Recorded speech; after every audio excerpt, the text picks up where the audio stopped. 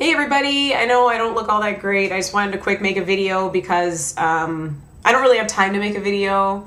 I'm pretty busy still, but I just wanted to quick do a, let's see what happens if I turn this light on. What do you think? Ooh. I just wanted to do a quick sort of reflection about South Omaha Speed Solve and talk to you about some of my future projects, because it never stops. It's always like this next, this next, this next. It never stops. So that's right, rocking the backwards lettering. Not going to take the time to reverse this video. What? Middle finger? Okay. So with this competition, a lot of things were very different. That I did a lot of things differently. So I worked with somebody new, a delegate from Texas, and he was definitely very Texas. Some of the things that surprised me were how much construction his hotel was under. When I booked everything, I didn't realize that his hotel was under so much renovation. I also didn't realize how much more construction was on the venue, like outside of the venue. But luckily the spaces that we were using were really nice. Also, some people that I hadn't seen in a really long time and had never met some new people, were at the competition, like Bobby D'Angelo's. We had New York, Cube Depot came back out. We had James Hildreth, who had driven 11 hours to get to the competition. Thank you, James. You've given me new motivation. That was like, yeah, to support me. It was great. Thank you. Let's see. We had some other people from Texas and Cali. Ryan Jew came out from Cali, and their overall response, that was essentially my staff, along with the Minnesota people. Chris and Kenan came out, and Ken and Lejeune won. But the cool thing about that is that they thought it was a great competition, and it was. It had all these elements. It had essentially 3 vendors. Midwest Speed Cubing was trying to sell T-shirts, trying to get people, aware of the organization, which Midwest Speed Cubing, I'm hoping that they'll take over the organization scene. And we also had Pastel Cube, Sarah Cook selling stickers and T-shirts, which people were buying. And we also had Cube Depot vendoring. So we had 3 vendors at this competition. I've never had 3 vendors at one competition because, I have this dream about hosting a camping festival. Like it could just be camping for 1 night or 2 nights, but like I think it would be so perfect. And that's the whole concept of it, is having multiple vendors and an outdoor Rubik's competition festival event. And so you would go in the morning, you would set up your tent, start warming up, and then the events would start. Like how cool is that? Like you roll in, or like you could even spend the night for an extra $15, because it's $15 a night to camp. So you could do like 1 night or 2 nights of camping. There's a lazy river to tube. I think I'm getting carried away because I'm focused on talking about some other things. Okay, so It was great. It was great. The venue was great. They thought that the space was beautiful, and praise the Lord, the Cube Club did sponsor that, because I'd sold a bunch of cubes. I'd really had a big account in my cube, and Mars Mix-Up made money as well, basically to pay for this competition. And so, now speaking of which, I really could have gotten T-shirts at the end of the day. Okay, anyway, not every single competition has T-shirts, but so it didn't have T-shirts, but the different thing was that it did have certificates, and they were really cool. I put Cube Depot's logo in there, and I put hang on a second, my dog is crying. You want to go outside? Okay.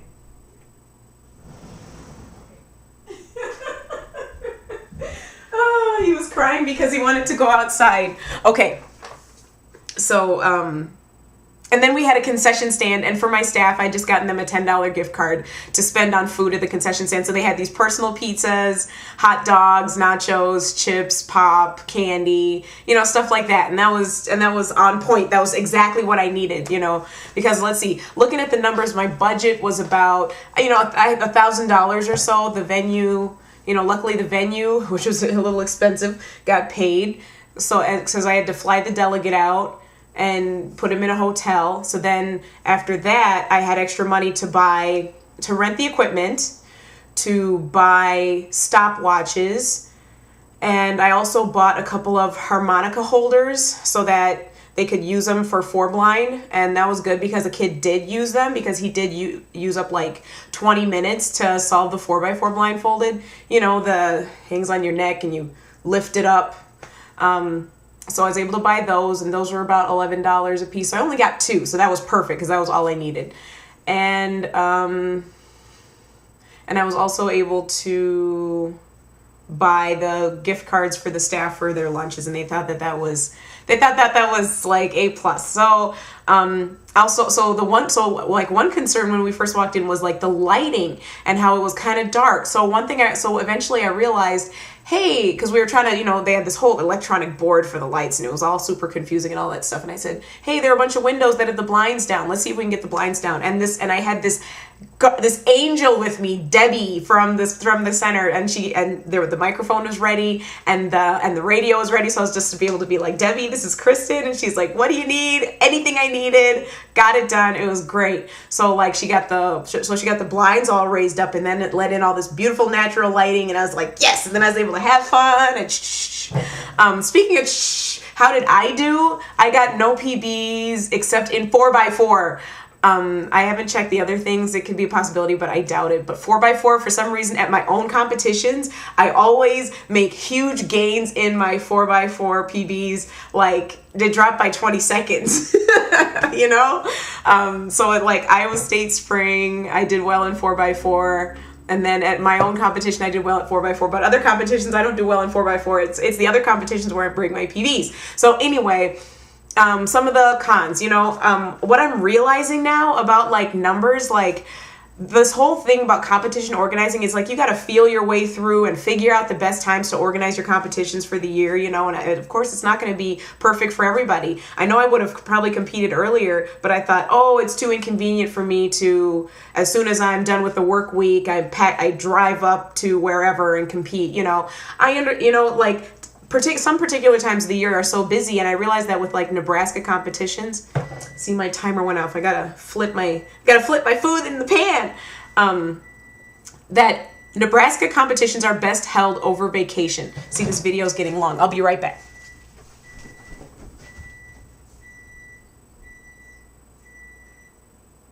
Let me finish this thing up.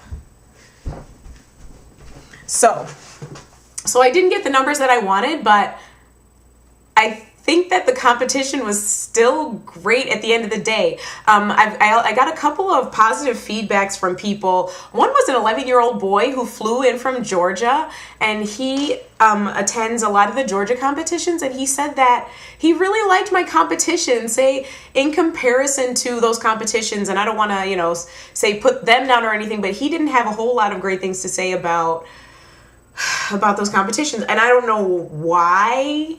I mean, he did say some things, but I don't feel like putting that on YouTube and having Georgia people watching, you know, my videos and all that stuff. But another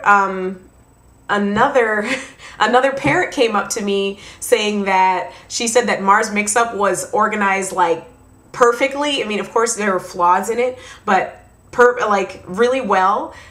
So that she went out to a Utah competition, a Salt Lake City competition, and didn't have great things to say about it. You know, I saw people's videos about it and they had a great time, but I could see some of the elements in the venue that she was talking about, and even the organizer in the comments was talking about venue size and stuff like that. And I know exactly what they're going through. I know exactly what he's talking about.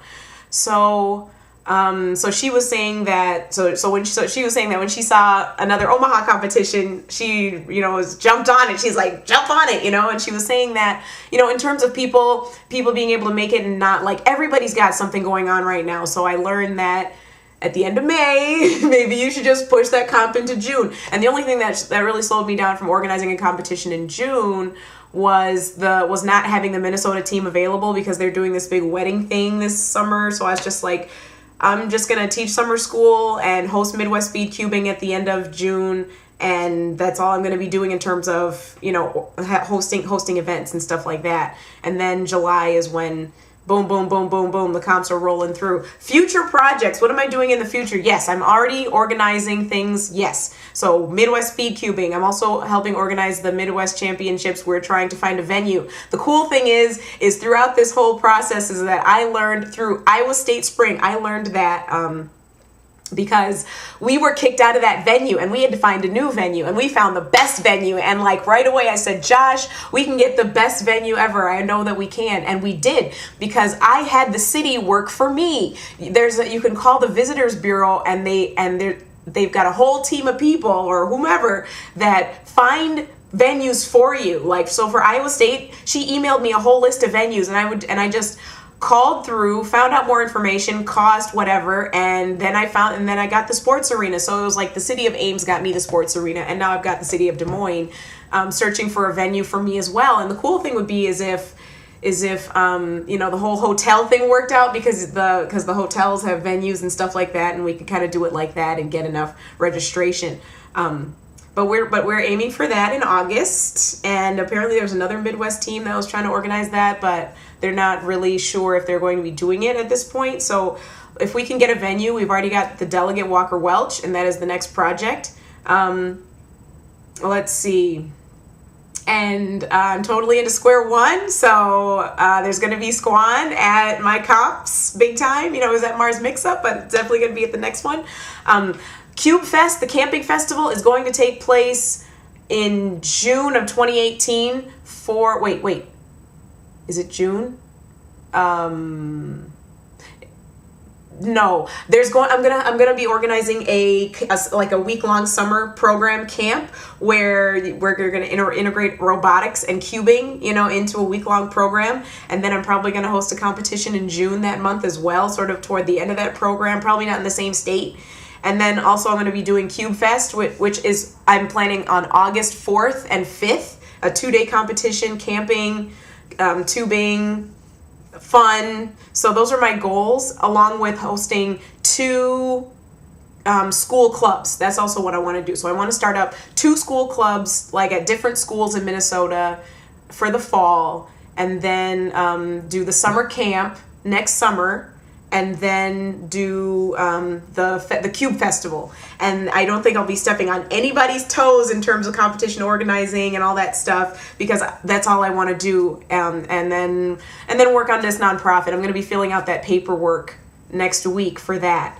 So if you have any questions,